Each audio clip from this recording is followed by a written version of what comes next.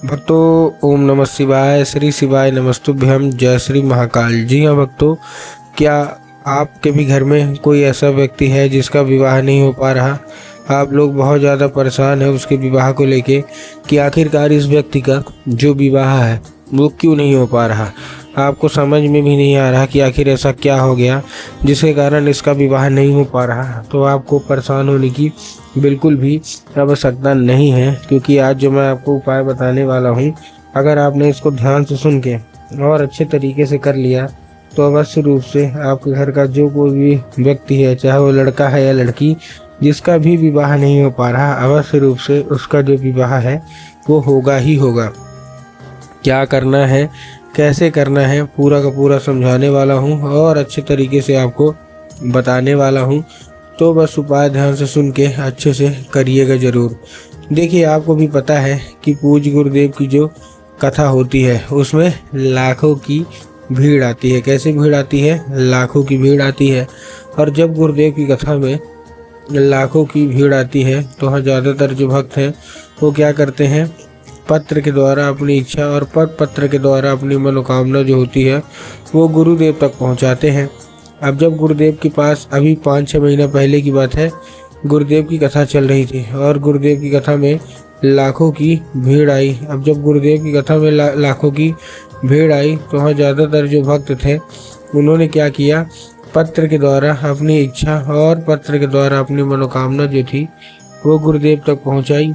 अब जब गुरुदेव के पास पत्र पहुँचा और गुरुदेव ने पत्र पढ़ा तो वहाँ गुरुदेव ने देखा कि ज़्यादातर जो भक्त हैं उनकी क्या है, केवल और केवल एक ही इच्छा और एक ही मनोकामना है। क्या कि गुरुदेव, हमारा जो बच्चा है ना, जिसका विवाह नहीं हो पा रहा, हम लोग बहुत ज़्यादा परेशान हैं कि उसका विवाह हो जाए, लेकिन अभी भी उस व्यक्ति का जो विवाह है नहीं हो पा रहा।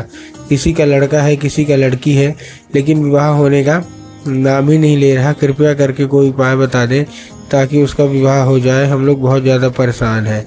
हमने क्या कुछ नहीं किया, बहुत ज़्यादा पंडितों को दिखाया, बहुत ज़्यादा उसकी कुंडली भी मिलवाई, लेकिन अभी भी उसका जो विवाह है ना वो होने का नाम ही नहीं ले रहा। कृपया करके कोई उपाय बता दें ताकि उसका विवाह है जो हो जाए, अच्छे तरीके से हो जाए। अब जैसे ही गुरुदेव ने देखा तभी गुरुदेव ने 2 से 3 उपाय बताए और कहा, केवल और केवल ये उपाय कर लेना, तुम्हारा जो भी बच्चा है जिसका भी विवाह नहीं हो पा रहा, अवश्य रूप से उसका जो विवाह है वो होगा ही होगा। अब जैसे ही गुरुदेव ने उपाय बताया तो लोगों ने जा जाके इस उपाय को घर में करना शुरू कर दिया। अब जैसे ही लोगों ने जा जाके इस उपाय को घर में करना शुरू कर दिया, वही लोग गुरुदेव की कथा में मात्र 1 से 1.5 महीने के बाद वापस आए। अब जब वही लोग गुरुदेव की कथा में वापस आए तो उन्होंने क्या किया, फिर से एक बार गुरुदेव को पत्र लिखा। लेकिन ये वाला जो पत्र था ये गुरुदेव को धन्यवाद के रूप में पत्र था कि गुरुदेव धन्य हो आपका, आपके द्वारा बताया गया उपाय हमने कर लिया है, हमारी सारी इच्छा, सारी मनोकामना जो है वो भी पूरी हो गई है। हमारे घर का जो व्यक्ति था जिसका विवाह नहीं हो पा रहा था, उसका जो विवाह है वो भी पक्का हो गया है। आपका कोटि कोटि धन्यवाद। तो देखिए, जो लोग भी मेरी आवाज़ अभी सुन रहे हैं ना, अगर आपको भी जानना है कि आखिर ऐसा कौन सा उपाय है जिसको करने मात्र से इच्छा मनोकामना जो है वो पूरी हो जाती है, तो चलिए हम बताते हैं आपको आज की इस वीडियो के माध्यम से कि आपको करना क्या है।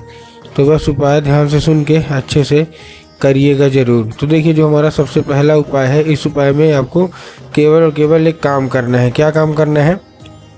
केवल और केवल जो हमारा उपाय है, इस उपाय में सबसे पहले आपको लेना है 3 काली मिर्च, और 3 काली मिर्च के साथ साथ आपको लेना है क्या, केवल और केवल 1 धतूरा। ठीक, तो 3 काली मिर्च ले लिए, साथ में 1 धतूरा ले लिए। अब धतूरा लेने के बाद आपको करना क्या है, इसको लेके पहुंच जाना है कहाँ, सीधा सीधा शिव मंदिर।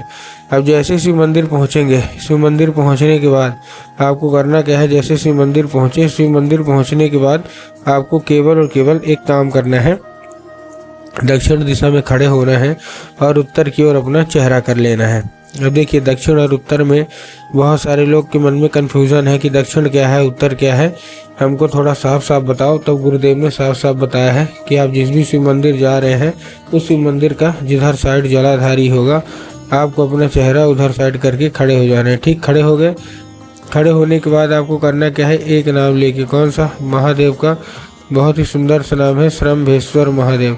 तो आपको करना क्या है, केवल और केवल श्रम्भेश्वर महादेव का नाम लेके और उन्हीं का स्मरण करके आपको चुपचाप क्या कर देना है, अर्पित कर देना है बस।